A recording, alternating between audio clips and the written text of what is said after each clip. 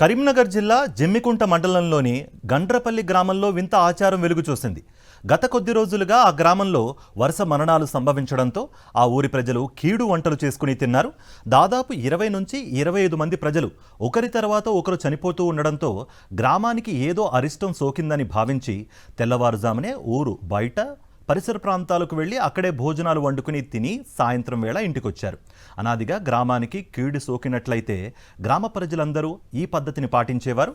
తాజాగా అదే పద్ధతిని గండ్రపల్లి గ్రామస్తులందరూ మరోసారి అనుసరించారు.